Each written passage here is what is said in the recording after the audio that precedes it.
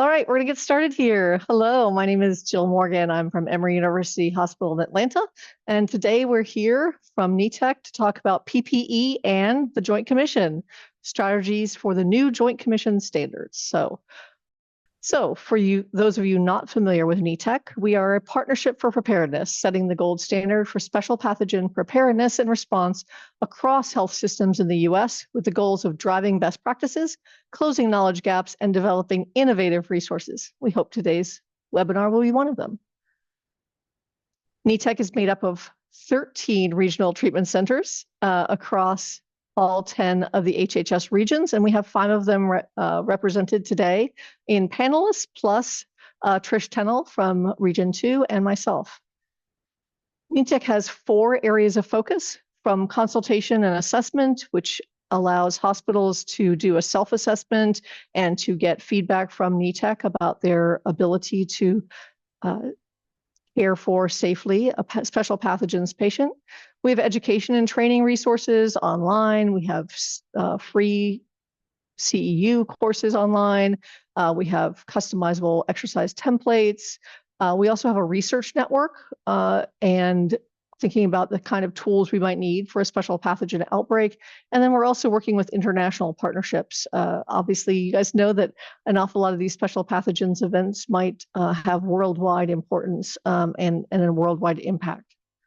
So today, we're going to talk about what the Joint Commission says. We'll go through that.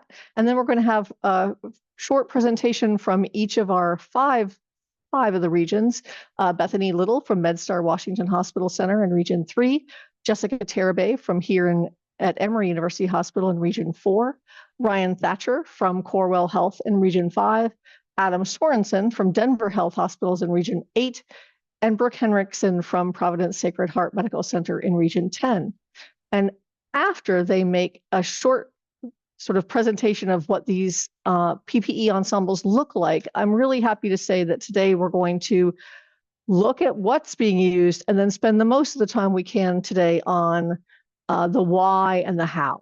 So really trying to share the strategies and implementation strategies for these PPE selections. So I'm super excited about that.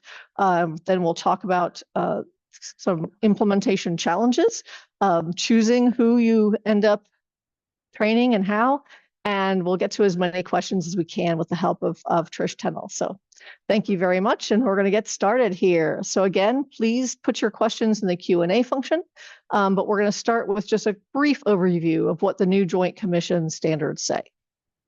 So many of you have probably seen these already, or at least heard about them, and there is a link to them at the end of the webinar.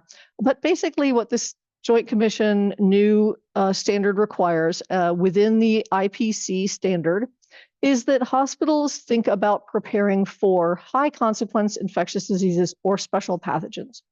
And that readiness should include things like identify, isolate, inform, protocols, and pretty much the entire scope of whether you're doing intake, whether you're doing patient care, whether you're doing environmental services, cleaning and disinfecting, and what you're going to do with waste. And so it's a full range. Today, we're going to talk specifically about PPE.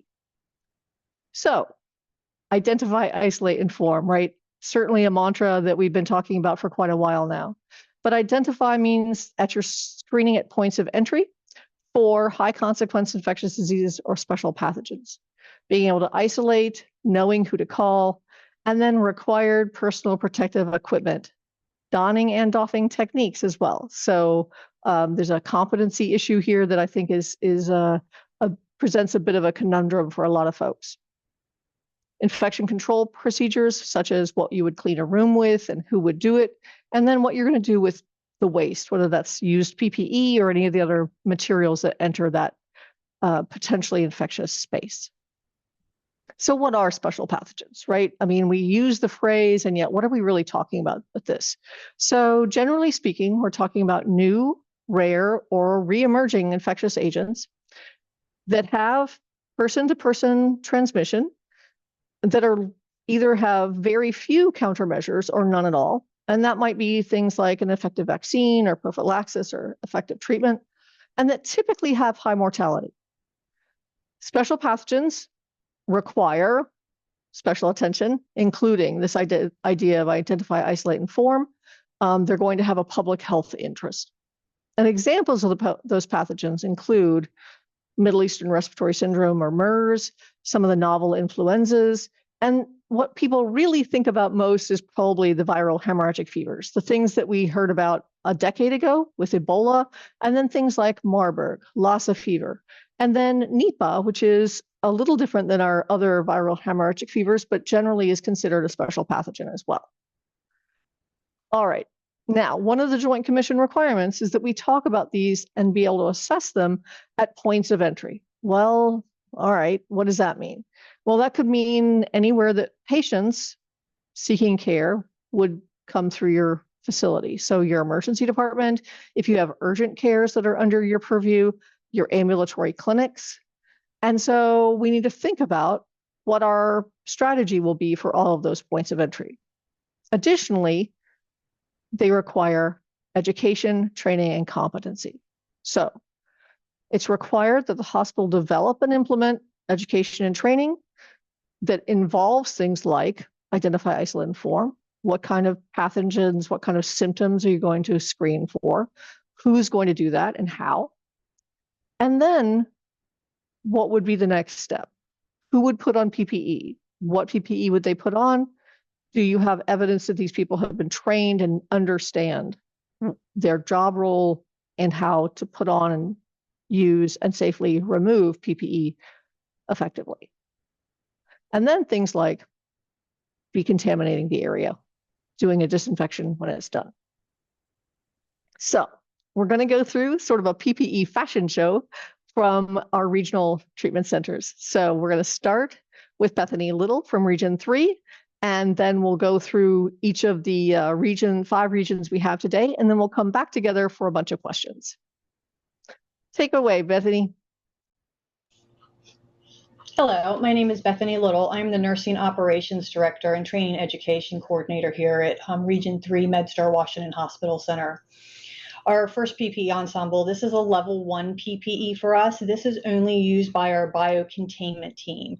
So our nurses, physicians, APPs on the unit, and then also our ED staff that's trained. It is a max air PAPR system. We have a double shrouded hood with a built-in filter, boot covers, coveralls, 2 pairs of extended cuff gloves.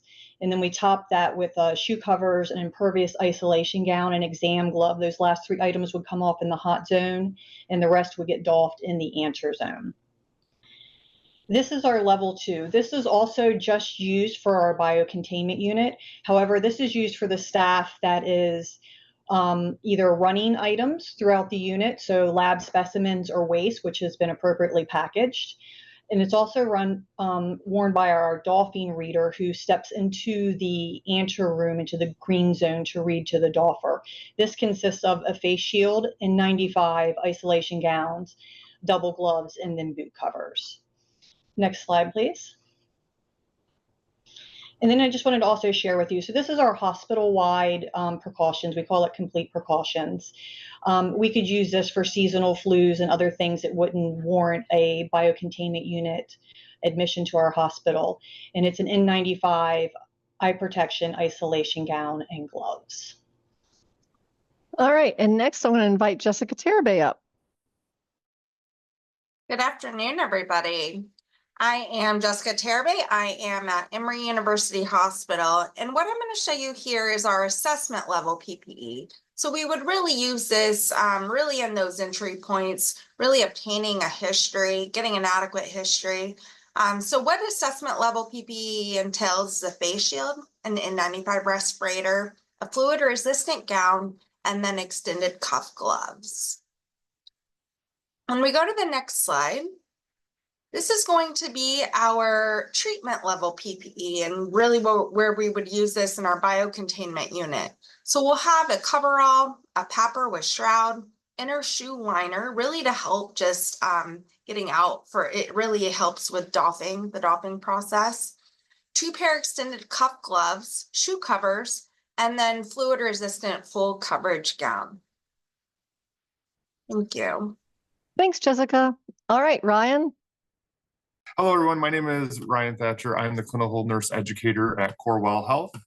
And this is our level 1 PPE. We use a Max Air capper with a shroud. We use a single shroud. We use triple gloves, coveralls, outer shoe covers, and then a plastic gown. Our plastic gown and our outer gloves come off in the red zone. This is our PPE specifically for our BCU or our special pathogens unit, and it is required for quarterly training. So we don't want this disseminated through all of our EDs. We have about 25 EDs. Next slide, please. Level 2 PPE is also trained for in our BCU or SPU. And this is also what we're rolling out for our entire health system, ERs and OBs and urgent cares. It's an AMI level 4 impervious gown, triple gloves, an N95, a face shield, knee-high boot covers, and we are doing annual training on these. And we also offer level 2 with a PAPR, which is the exact same setup, but we add a PAPR. We use a 3M PAPR system wide, and then an overgown to cover the PAPR shroud so that if it were to get anything on it. For PAPRs, it's really only meant for people that can't wear N95s, so not for everyone. Hello, everyone. My name is Adam Sorenson. I'm a nurse educator for our biocontainment unit at Denver Health and Hospital. And this right here is going to be very familiar to a lot of you. It's COVID PPE, and this is what we use in our urgent cares, ancillary care clinics for any novel or respiratory virus. And then if you're looking at this on the right, this is what our urgent cares ED staff as well as ancillary care clinics are going to be wearing for any viral hemorrhagic fevers or suspected viral hemorrhagic fevers. Again, it's a pair of gloves. The big thing is the shoe foot covers and then your head and neck cover. And then this is the PPE that we wear within our biocontainment unit. You've seen very familiar stuff already. It's Max Air double shroud with 3 layers of gloves, extended cuffs, and then you can't really see it there, but we also have shoe or boot covers also. All right, Brooke. Good morning, everyone. My name is Brooke Henriksen. I'm the training and education coordinator for the Special Pathogens program in Region 10 out of Spokane, Washington. This is our assessment PPE level that we would wear within our ED departments.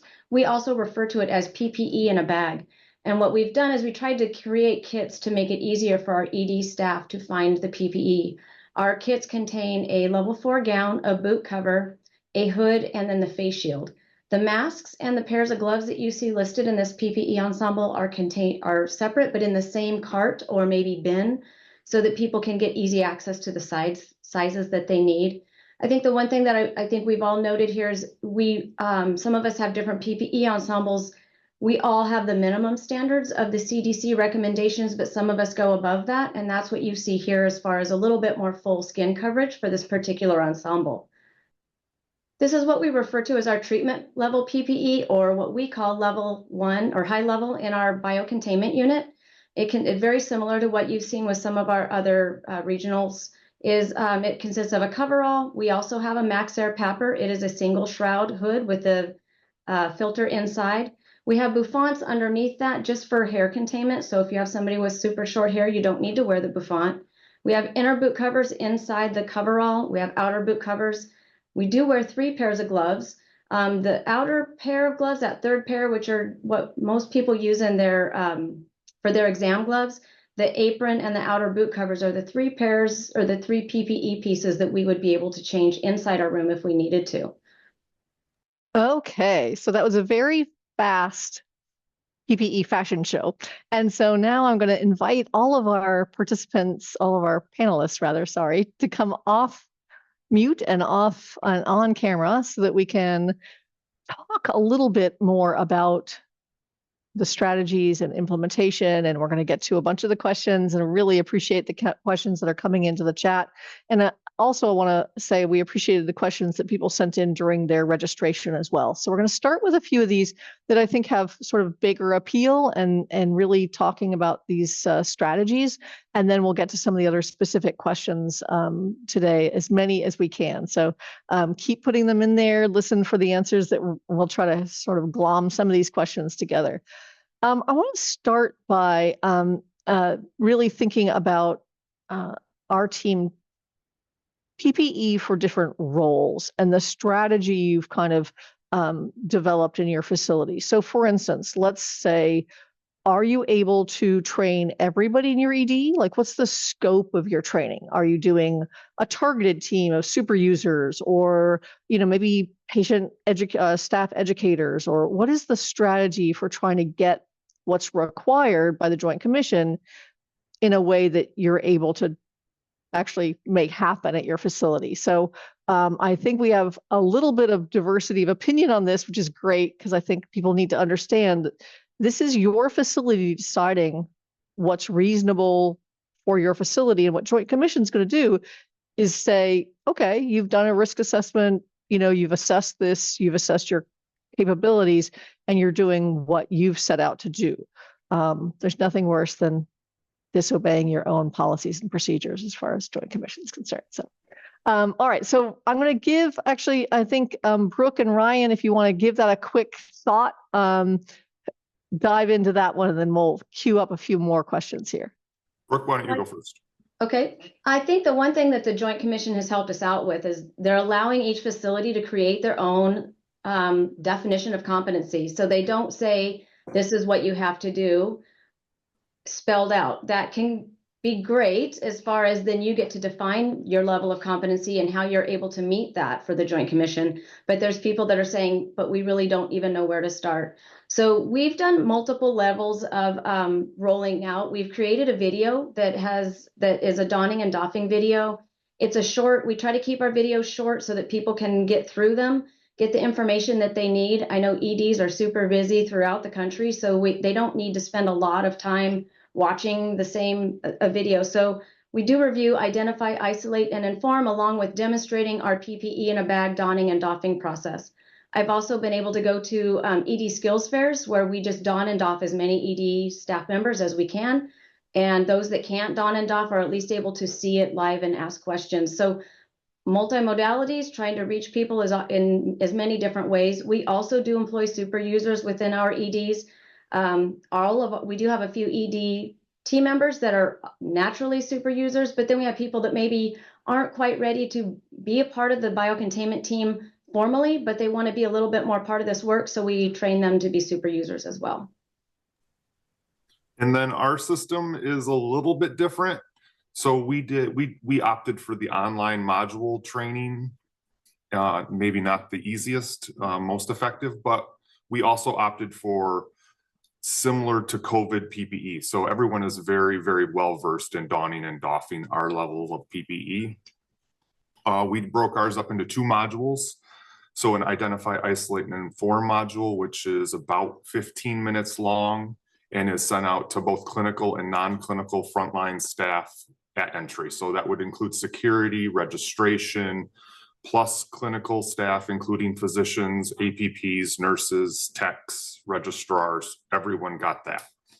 Then we did a overview of donning and doffing and how to find the donning and doffing standard work for level 2 that went to all clinical staff. So very high overview, not down nitty gritty. And that went to OB clinical staff, ED clinical staff, urgent care clinical staff, and a couple of our outpatient departments that are also Joint Commission. Then the third tier for us is just-in-time training, which is videos, and it goes step by step over each level of donning and doffing that is deployable at time of a suspected case. So they all know how to get to it, and they can all sign up for it at any time, but also it can be pushed out to them if a patient were to arrive in any one of our EDs. And then Great, thanks. the other thing that we have is all of our infection preventionists are considered super users, and we have multiple for each hospital.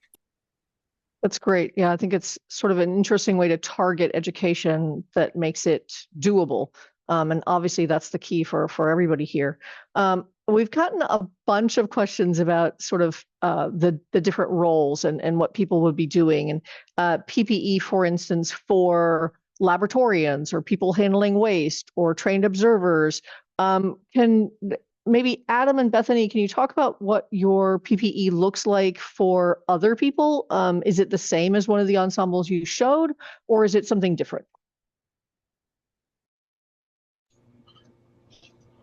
If it's okay, Adam, I'll jump in here and go first.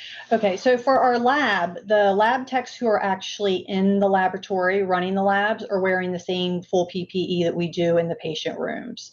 And that's just because they're really dealing with those lab specimens, potential for them to break. And they are breaking open the rubber stoppers when they're doing the pipetting and stuff. So they have those exposure risks. So we have them fully in that PPE.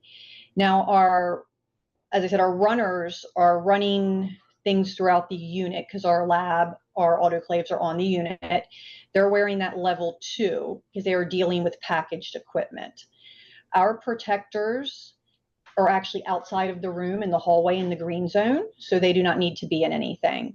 We do, however, and this is just based on the way our unit is set up, between our 2 patient rooms is a center anteroom. We have a rescue person who is a nurse who is fully donned in full PPE the whole time. They don't necessarily have great visualization into the patient room. They do have some, but if they needed to run into that room, they're always available. And they are also able to help the person who's doffing.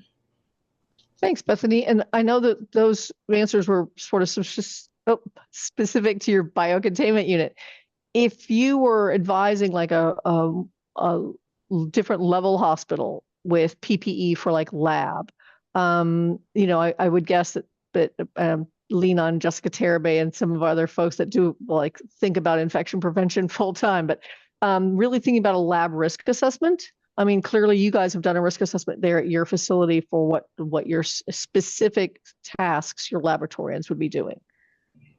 Yes, no, I agree. And I do know there are some other facilities, some of the level 2s in our regions actually use the like the full length level 4 gown and the boot covers and double gloves, which it works. And through their risk assessment, you're correct. It does work for them. It's safe. They have on a face shield or a PAPR. I've seen 2 different setups. And that works, and it's a little bit easier to get out of. So our lab personnel train with us quarterly, so we're confident in putting them in those coveralls, which are difficult to get out of, and you really do need the training. But if your lab personnel isn't training quarterly with you, having something like a gown that's easier to get out of and safer to get out of, that can offer them the protection they need, both while they're doing their job and while they're doffing, is probably a good idea. Great, thanks. Anybody want to add to that before we go on to the next question? Adam? Yeah, thanks, Jill. Do a couple touch points there for our EVS personnel and things of that nature. We also have them in very familiar PPE, like COVID PPE. It is much higher than what is needed, especially with, say, transport of waste, because the packaging will have occurred not in their realm, but more so in the patient care area or close to it. But we still have them wearing PPE for their comfort level, and so they feel secure and safe, as well as outside of the room. If you have a trained observer or something like that, in case they have to go into the room quickly, we have them wearing the same level of PPE that the healthcare personnel in the room is wearing. Thanks. Yep. So thinking about, we're privileged, and it's been a hard-won privilege, right, to have a biocontainment unit at each of our facilities, but clearly that's not where most hospitals are. And this idea of being prepared in some way for special pathogens has to be seen as just an enormous lift.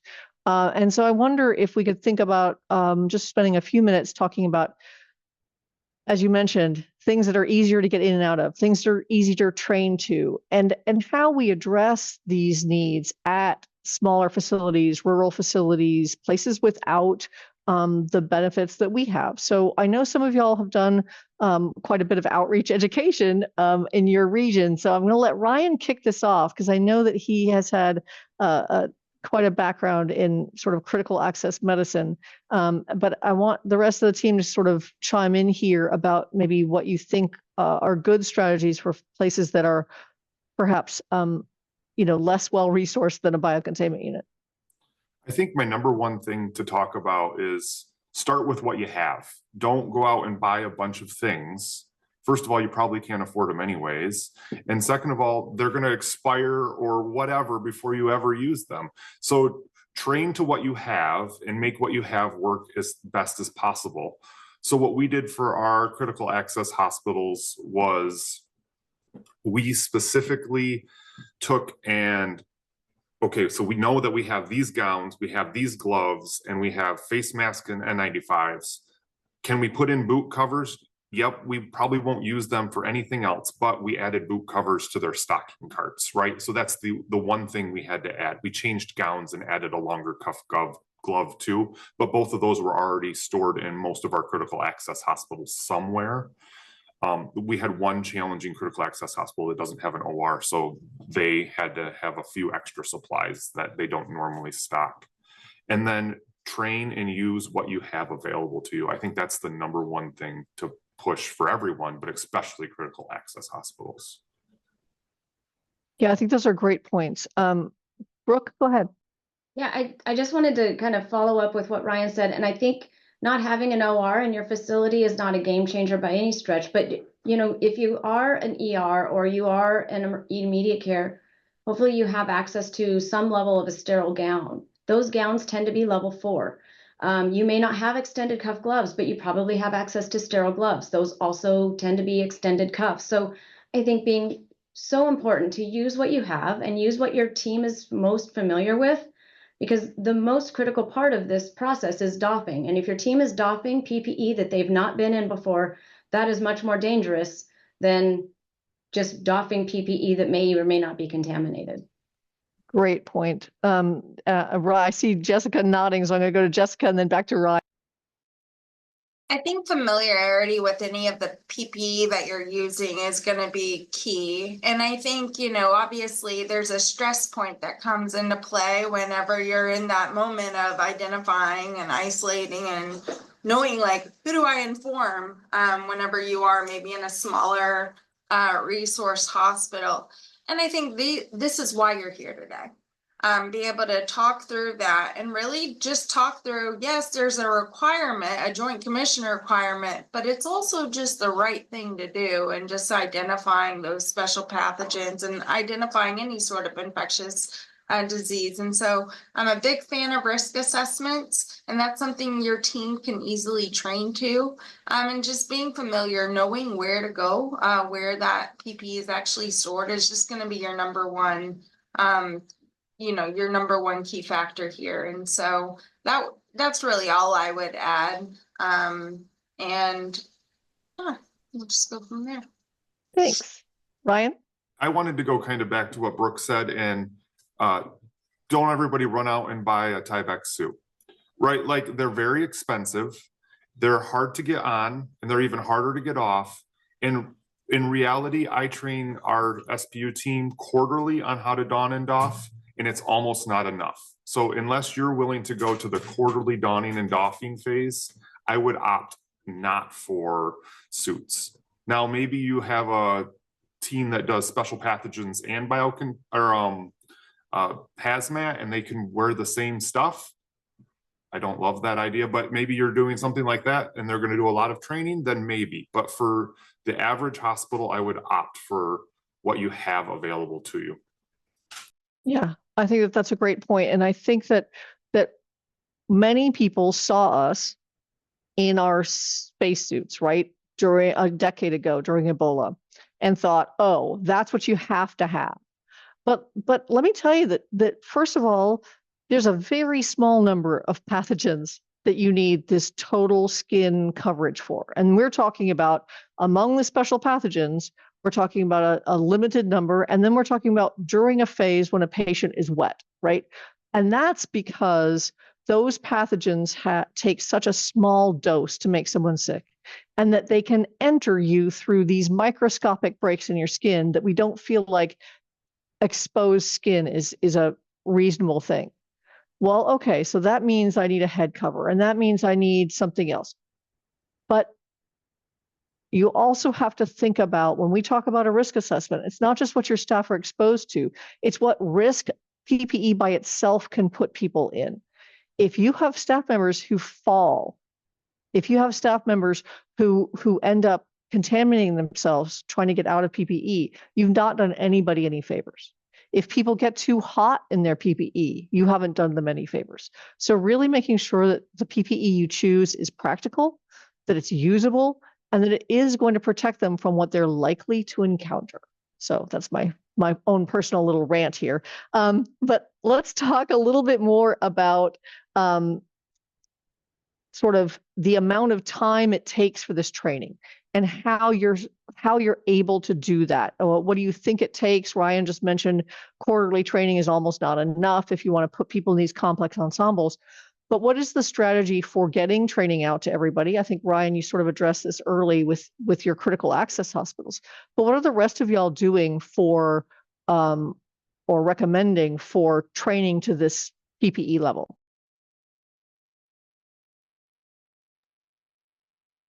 I can take that real quick. We have we do a frontline course where we offer it throughout our 4-state region, and where facilities can request us to come to them, and then hopefully we can engage with some of their community partners, so we're not just offering this course to just that particular hospital. Maybe there's other healthcare organizations within their community that can also attend. It's a 4-hour class where we really talk through the identify, isolate, and inform process that has been really, it's going to be your key to identifying these patients, to know that you even need to have a different set of PPE ensemble. And then we talk about the different variations of PPE ensemble. There's not one right answer. We ask people to bring in their own, and we practice putting that on and taking that off, and kind of do an in-person fashion show. And what do you like? And what would you like to maybe alter? And we kind of bring it all together and have a good discussion about it. I love that ability for people to like give feedback about it. Jessica? I think it's important, like, as you assess the who and who you're training, if you have your trained staff, that's part of your quarterly biocontainment unit training, that's one piece. But with the ED, something that's very fluid, constant state of chaos, it seems, it's really important, I think, to identify those that could potentially be super users, that when somebody comes in at 2 in the morning on a Saturday, your team is actually able to speak to that, while trained biocontainment users can come to the scene. And so I think that's really the piece of identifying who would actually be there, who are going to be the most consistent. Typically those seen as be unit charge nurses, or identified staff that are very engaged to be those super users that then can cascade and do a train the trainer type of approach through the rest of the department. Yeah, I think it's a great point, and something I should have mentioned earlier. You know, when we showed our PPE ensembles, you'll notice that there were a lot of variations in what we referred to them as. You know, unlike I think if you're used to sort of the EMS fire world, you're used to very clear nomenclature on what level suits are, right? And so if you're used to that world, this looks completely chaotic. And you're right. There is no standard, really. The CDC initially, a decade ago, had guidance for wet and dry PPE. So that's still some of the language that some people are using. Some people use level 1 and level 2. We use assessment level PPE and treatment level PPE, thinking that a lot of people, perhaps, we go in because they answered positively on a symptom and travel screen. So they might be a person under investigation. They might be a suspect case. But if I go in an assessment level PPE and get the rest of the story, I may very quickly find out that that's not true, right? That they didn't travel to where I thought they traveled to, or that they didn't have the exposure that we thought that would indicate, a need to go further with that. So I think that having something that's easy to access as one level, if you will, and then something for a higher level if you do have a confirmed or a truly high suspect case, But what we call those is still just sort of up for grabs. I'm not sure I even have a good suggestion for what we should call them at this point. But you will see quite a variation in that. Well, I want to ask, one of the other things that was mentioned was the sort of cadence of training. So, okay, this is a heavy lift. You got to figure out what your facilities have, what they can use, how you're going to do training, who you're going to train. And now you've done it once. What's going to be the cadence ongoing to keep people at a level of competence? And then riffing off of that, I want to talk more about what competency looks like at your facility. Like, as Brooke mentioned, this is for each facility to define. So I'd love for our audience to kind of hear how our facilities have defined this. Like, what do we regard as the test of competency for this? Go ahead, Ryan. So our health system has defined competency as they've done the education and can answer a 10-question quiz. And we document it. So we do those 2 modules, and each module has a 10-question quiz. As long as they pass the quiz with 80%, they're considered competent based on our current system standards. And we do that training annually. And it would be rolled out to all of those people I talked about earlier annually. All right, thanks. Bethany, you want to answer that one? Yeah, so we'll start with our training cadence. So we're doing once a year, and this is being built into a pre-existing once a year training program that our ED staff does. And then our competencies fall in line with, again, our rest of our competencies too. And it's they have to demonstrate their ability to don and doff the PPE, and then they'll get yearly training on that. The benefit that we have, though, and I will point out, is we do have a biocontainment unit. So we have trained core staff in-house.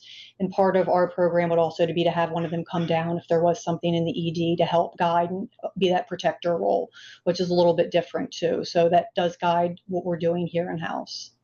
Yeah, I understand that. It's nice to have those resources. Adam, what are you guys doing for training cadence? Yeah, speaking specifically to our ancillary care clinics and EDs and urgent cares, it's once a year, and we join in their skills fair that they do once a year. And we go through, competencies of PPE, and just mention kind of what Ryan was touching on too, and others. We use the PPE that they use daily in patient care, so they're familiar with it and already are competent in pretty much the ensemble that they're going to use. Excellent. Thanks. All right. Anybody else want to weigh in on cadence for training? All right. I do want to answer a couple of kind of fun questions that came in. So first of all, what do people wear under their PPE? And I want to say that this is going to differ probably in your biocontainment unit versus what happens in your ED. Because frankly, in your EDs, if you got time to get into your, get out of your own scrubs and into, somebody else's scrubs, that I don't know what you're doing with your patient in that length of time. But I do think it's important when you're putting on a complex ensemble to take off as many things as you can, name badges, cell phones, all that stuff, just in case you had a contamination event. But what are people wearing at your facility, Brooke, under their PPE? Well, if it's our assessment PPE with our ERs, they're wearing their normal scrubs. I think everybody would understand that ER environment doesn't exactly lend for a lot of time for changing your PPE to go care for your patient. However, in our biocontainment unit, we do provide hospital scrubs and Crocs. The scrubs are then laundered, and the Crocs can then be wiped down and reused for another training or another event. Perfect. Who else wants to tell? Who wants to confess to what they wear under their PPE? I do the exact same thing as Brooke. The only difference is we train our biocontainment staff that anything that goes in the room can be thrown away except for them. So don't take your phone, your $50,000 wedding ring, or anything else into the biocontainment area. And then our donning standard work for the ED also tells them to take off badges, take their phones out of their pockets, that kind of stuff. And regular clothes for the ED, and then surgical scrubs for the biocontainment. And I think it's interesting. Adam, go ahead.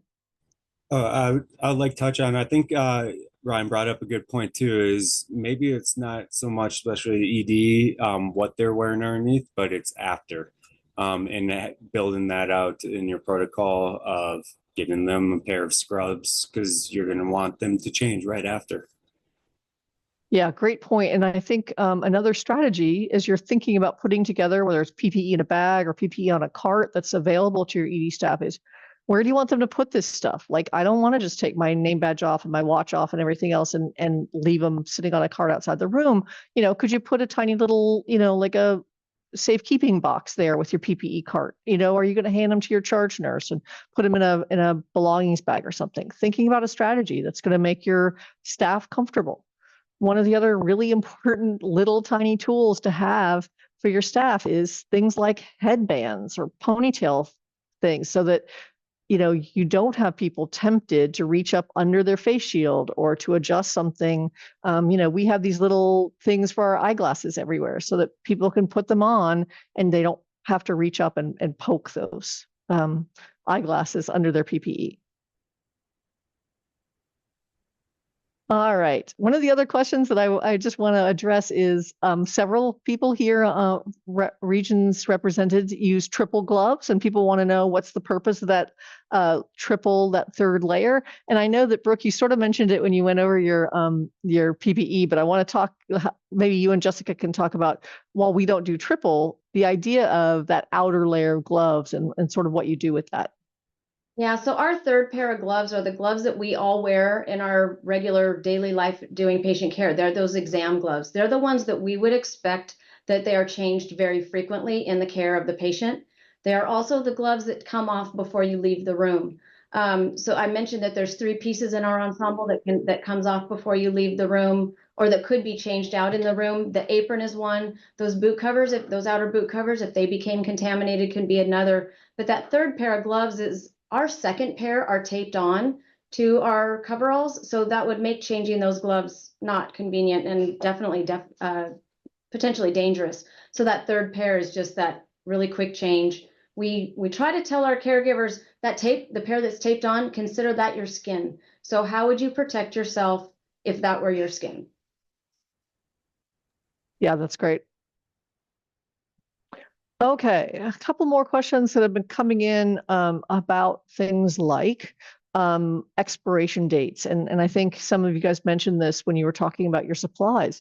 I mean, unfortunately, an awful lot of this PPE that we're talking about, if you don't use it on a regular basis, is going to sit somewhere. It's hard to know whether it's going to have the same qualities that you need it to have. So how are people addressing this idea of expiration and making the best use of PPE? And I heard somebody mention strategies like, okay, so an OR gown, a sterile level 4 gown might be the most expensive way that you can put somebody in an isolation gown, but it's what you already have on hand.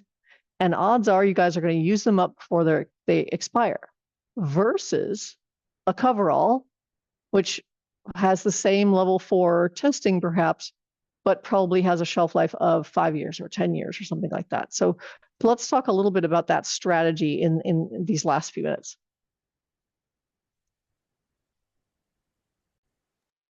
Go ahead, Bethany.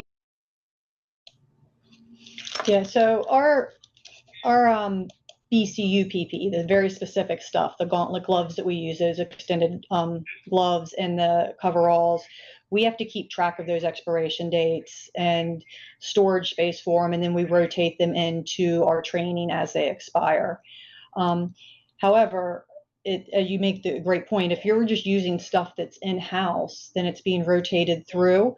So the stuff that we do use that is available for day-to-day purposes just gets rotated through and managed by our medical materials team. So things are always being rotated. First to expire is being used first, and we participate in that piece.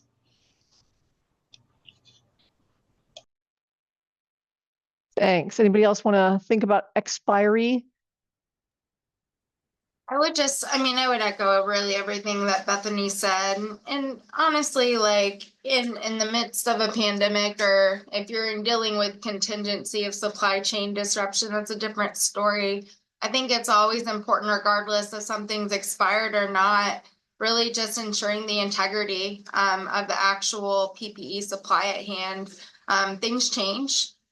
Different manufacturers may have just maybe a slightly different variation that you don't necessarily have even eyes on. It could be in the same packaging. It could be not and not expired at all. And so I think it's just important to always have the integrity, having that assessment at hand. And yeah, if you're using your PPE more frequently, obviously using what is older first, really cycling through that and really just building those partnerships. Your supply chain, your materials management team, you should know them. And having those relationships at the forefront is going to really just help in just keeping those communication lines open of, hey, we do have a disruption here. We're going to have to go with a completely different manufacturer and being able to pivot. Your teams need to be aware and know how to do that. And so Yeah. I would just say is having those conversations and just that's part of your preparedness. That's part of your action. Yeah, great points. And there is quite a difference in the expiration of some, even though conventional N95s. There's a 3-year shelf life with some and a 9-year shelf life with others. So thinking about as you're talking to these purchasers and your materials management folks to really add that as one of the things that you want to think about when you're purchasing. Go ahead, Trish. Sorry, guys. I hate to jump in on you guys, but I would say also having that connection with your materials management. So if you're using PPE that is similar, or like we use surgical gowns that are used in the OR, if ours are going to expire in a couple months, we rotate them through and kind of trade off things that aren't expiring. And that gets back to Ryan's use what you have, but never throw it away and use it for training. You know, I hate to see all this PPE to go in the garbage, and then all of a sudden you're using brand new PPE to train with. Yeah, no, I think you're right. That's something we all face. It's absolutely true. The other thing that we all face that has come up in some of these questions is, you know, we can talk about the cadence for training that we'd like to have, and we can talk about, you know, adding this as perhaps an annual skills competency with all the other things that we have to demonstrate competency on. But many of us are facing now 4 years of incredible staff turnover. So I'd love to just spend a minute and I'd like to just go through, let's just go through regions 3 through 10 and hear, like, what is your strategy? And feel free to say right now it's a struggle for us too, but what is your strategy for getting and keeping some level of competency with this sort of immense staff turnover, especially with like a training event now and then maybe not doing another one for another year if that's the plan. So Bethany, I'm going to target you first and then we'll just go through 3 through 10. Yeah, so our ED staff does have a lot of turnover, and that's kind of traditionally normal in that environment.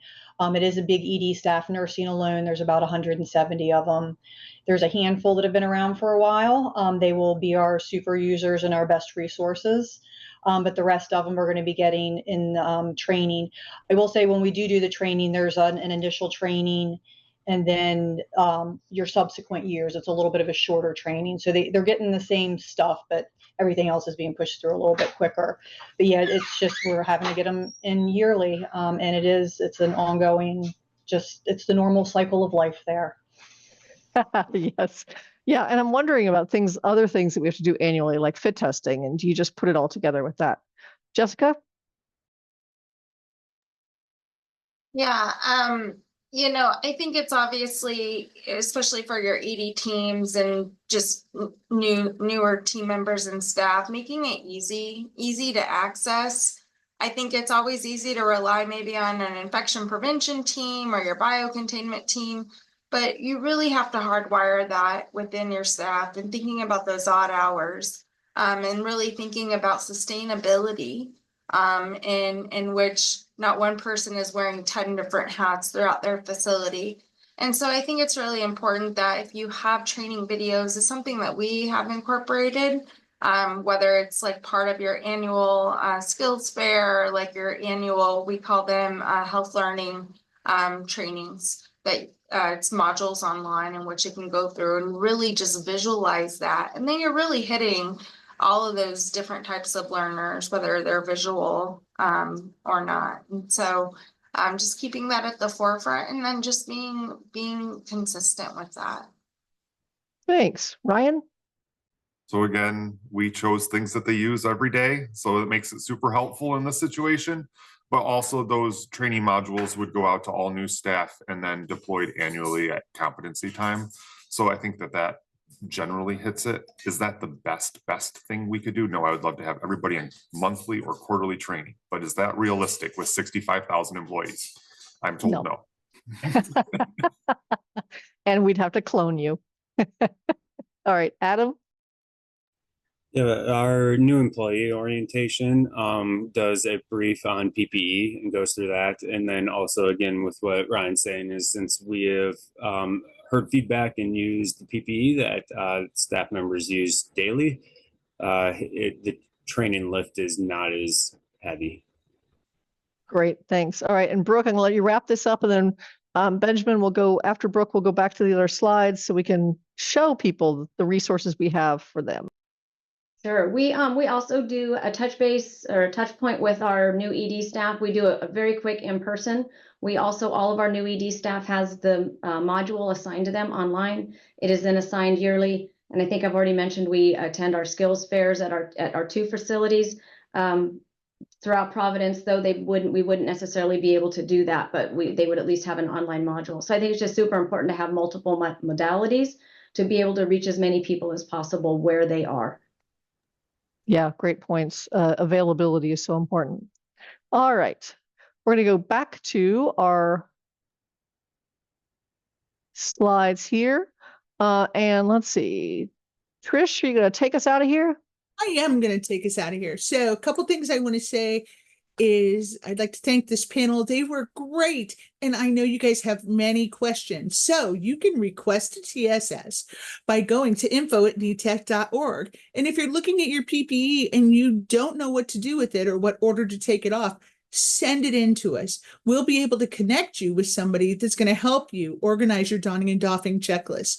We also have free online education and training, free being the key operative word.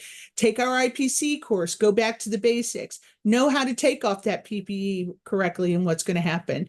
We also have a SPORSA. You can request a SPORSA online, and that'll check to see if you're ready to have a patient if a patient gets admitted. We have all sorts of online resources at our resource library. We have a blog. You can contact us at info@netec.org or fill out the contact us form. Stay in touch. We have a newsletter. It's free. We'll tell you about any up and coming outbreaks, what's happening next, what's happening in your region, and how to get in contact with people in your region. And go to our website, see what region you're in if you don't know what region you're in. Next. So remember, we're here to help you. We are here to help you. Always remember that. Please contact us or send any questions. Maybe you don't know if you can use grape jelly as a hand sanitizer. We've got the subject matter expert that's going to help you. Please contact us at info@netec.org. We will hook you up with the right SME. And you can also request a technical assistance, again, at netec.org. Please contact us. We're here for you. We also have an e-learning center. We have podcasts. We have skills videos, a website, email. This is also going to be on the slides. We have a blog. You can see we feature a lot of people from the different regions. Maybe you'll see a friend there. Please contact us.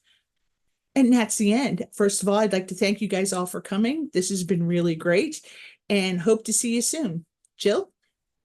Yeah, thanks. So we have a bunch of NETEC resources. So I'm going to ask Benjamin or Jason to please pull up both the references from, so we have links to the CDC guidance, we have links to the Joint Commission guidance we talked about sort of this idea of wet versus dry, but also one of the other things that we're making available today is that each of the regional facilities that showed you their ensembles have their donning and doffing protocols for you to be shared. So there's one more actually that'll be attached to the webinar when we're done today from Washington and MedStar Washington.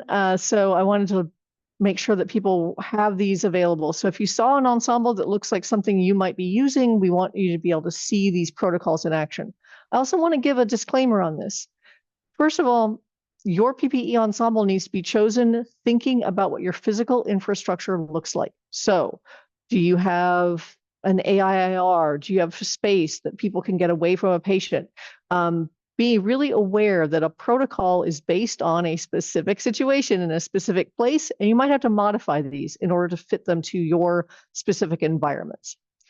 So the information you saw just a second ago that Trish talked about is available at netec.org, and we have these available that are tagged as part of this webinar and that you'll have access to with the slides. Thank you guys so much. I really appreciate all of our panelists today for giving us their time and sharing their protocols. And please, as Trish said, if you have questions, feel free to send them to us at info@netec.org. And we're just delighted that we could share this with you. We're also going to be doing another webinar very soon on the Joint Commission and Category A waste and safe handling of that waste. So there's plenty more to come. So thank you guys again, and thanks for joining NETEC. Bye-bye.